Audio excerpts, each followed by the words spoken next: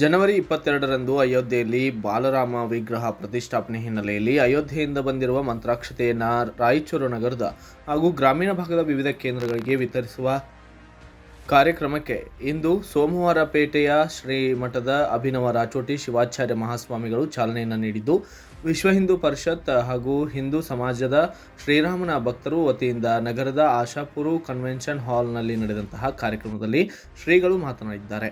ನಾವು ಧರ್ಮ ರಕ್ಷಣೆ ಮಾಡಿದರೆ ಅದು ನಮ್ಮನ್ನು ರಕ್ಷಣೆ ಮಾಡುತ್ತದೆ ಎನ್ನುವುದಕ್ಕೆ ಅಯೋಧ್ಯೆಯ ಶ್ರೀರಾಮ ಮಂದಿರವೇ ಸಾಕ್ಷಿಯಾಗಿದೆ ಎಂದು ಅಭಿಪ್ರಾಯ ವ್ಯಕ್ತಪಡಿಸಿದ್ದಾರೆ. ಇನ್ನು ಶ್ರೀರಾಮ ಮಂದಿರದ ನಿರ್ಮಾಣದಲ್ಲಿ ಅನೇಕ ತೊಂದರೆಗಳು ಬಂದರೂ ಶ್ರೀರಾಮ ಭಕ್ತರು ಯಾವುದಕ್ಕೂ ಲೆಕ್ಕಿಸದೆ ಮಂದಿರ ನಿರ್ಮಾಣದ ಸಂಕಲ್ಪವನ್ನು ಈಡೇರಿಸಿದ್ದಾರೆ.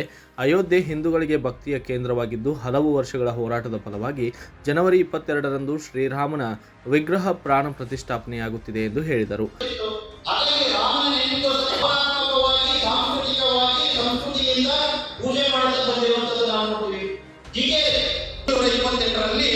ಭವ್ಯವಾದ ರಾಮ ಮಂದಿರವನ್ನ ಬಾಬರನ ಸೇನಾಪತಿಯಾದಂತ ಮೀರ್ ಭಾಗ್ಯದ ಅಯೋಧ್ಯೆಯಲ್ಲಿ ಯಾವ ರೀತಿ ಕೇಳಿದ್ರೆ, ಅಯೋಧ್ಯೆ, ಕಾಶಿ, ಮಧುರನ ಮೂರು ದೇವಸ್ಥಾನಗಳನ್ನ ನಾಶ ಮಾಡಿದ್ರೆ ಇಡೀ ಭಾರತೀಯ ಸಂಸ್ಕೃತಿ, ಈ ಊರನ್ನ ನಾವು ನಾಶಪಡಿಸಿದ್ರೆ ಹಿಂದೂ ಸಂಸ್ಕೃತಿ ನಾಶ ಆಗುತ್ತಾ, ನಮ್ಮ ಸಂಸ್ಕೃತಿಗೆ ಅನುಕೂಲ ಆಗುತ್ತೆ ಅಂತೇಳಿ ಅದನ್ನ ಹೊಂಚಾಕಿ ಜನ್ಮಸ್ಥಾನ ಮಸೀದ್ ಅಂತೇಳಿ ಒಂದು ಕಟ್ಟಡವನ್ನು ಕಟ್ತಾನೆ.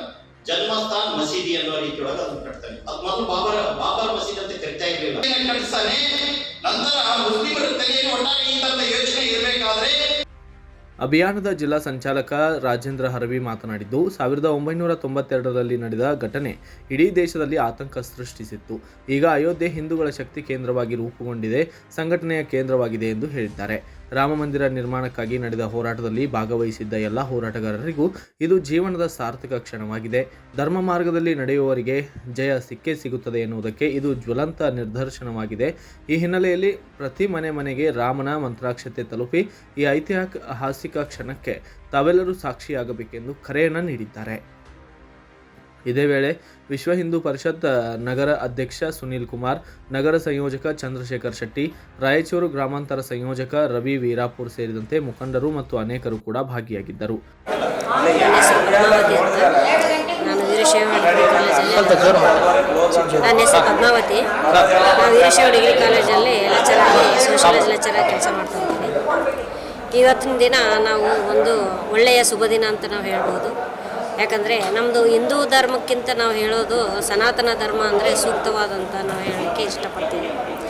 ಇವತ್ತಿನ ದಿನ ನಮ್ಮ ದೇಶದಲ್ಲಿ ರಾಮರಾಜ್ಯ ಕಟ್ಟಬೇಕನ್ನೋ ಕನಸನ್ನು ನನಸಾಗುವಂಥ ಒಂದು ಸಂದರ್ಭ ಒದಗಿ ಬಂದಿದೆ.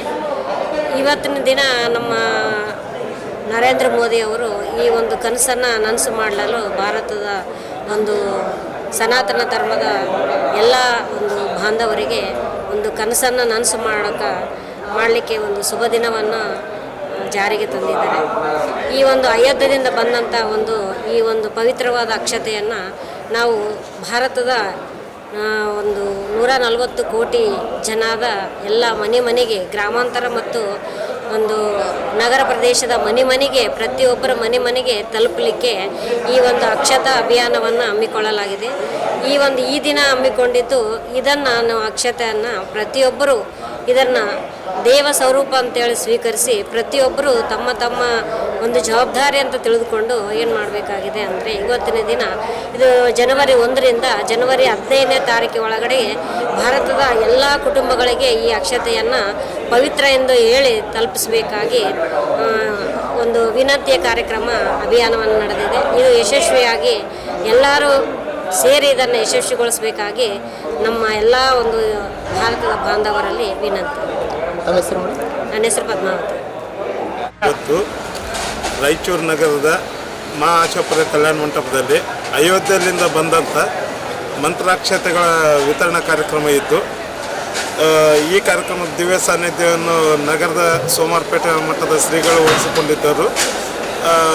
ಮುಖ್ಯ ಅತಿಥಿಗಳಾಗಿ ನಮ್ಮ ವಿಶ್ವ ಹಿಂದೂ ಪರಿಷತ್ ನಗರ ಅಧ್ಯಕ್ಷರಾದ ಸುನೀಲ್ ಕುಮಾರ್ ಜಿಯವರು ಮತ್ತು ಈ ವಿತರಣಾ ಕಾರ್ಯಕ್ರಮದ ಜಿಲ್ಲಾ ಸಂಯೋಜಕರಾದ ರಾಜೇಂದ್ರ ಅವರು ವಹಿಸಿಕೊಂಡಿದ್ದರು.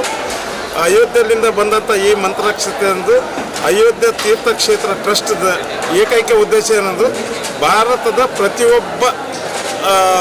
ಪ್ರತಿಯೊಂದು ಕುಟುಂಬಕ್ಕೆ ಅಯೋಧ್ಯೆಯಲ್ಲಿಂದ ಆ ಅಕ್ಷತೆಯನ್ನು ಕೊಟ್ಟು ಅದರ ಜೊತೆಗೆ ಆಮಂತ್ರಣ ಪತ್ರಿಕೆ ಮತ್ತು ಪ್ರಭು ಶ್ರೀರಾಮಚಂದ್ರನ ಮತ್ತು ಅಯೋಧ್ಯೆ ರಾಮ ಮಂದಿರ ಇರೋಂಥ ಒಂದು ಫೋಟೋವನ್ನು ಕೊಟ್ಟು ಆ ಒಂದು 22ನೇ ತಾರೀಕಿಗೆ ಜನವರಿ 22ಕ್ಕೆ ನಡೆಯುವಂಥ ಲೋಕಾರ್ಪಣೆಗೊಳ್ಳುವಂಥ ರಾಮ ಮಂದಿರದ ಒಂದು ಕಾರ್ಯಕ್ರಮದ ನಿಮಿತ್ತವಾಗಿ ಎಲ್ಲರಿಗೆ ಆಮಂತ್ರಣ ಕೊಡುವುದರ ಸಲುವಾಗಿ ಈ ಒಂದು ಮಂತ್ರಾಕ್ಷತೆಯನ್ನು ಪ್ರತಿಯೊಂದು ಮನೆಗೆ ತರಿಸುವ ಒಂದು ಕಾರ್ಯವನ್ನು ರಾಮ ಜನ್ಮ ತೀರ್ಥಕ್ಷೇತ್ರ ಟ್ರಸ್ಟ್ ವಹಿಸಿ ನಿರ್ದೇಶನ ನೀಡಿದೆ.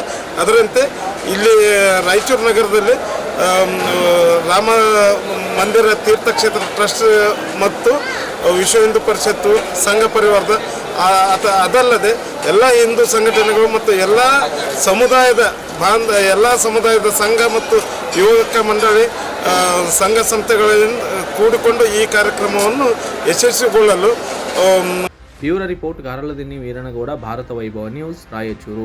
Thanks for watching. Read, discuss and debate with editor Dr. Yan Prashant Rao. Wanted reporters in print, digital and visual media for Bharat Vaibhav Daily Newspaper, BV News Channel and BV Fast Web News from all the talukas of Karnataka. If interested, send your resume to 9482633333.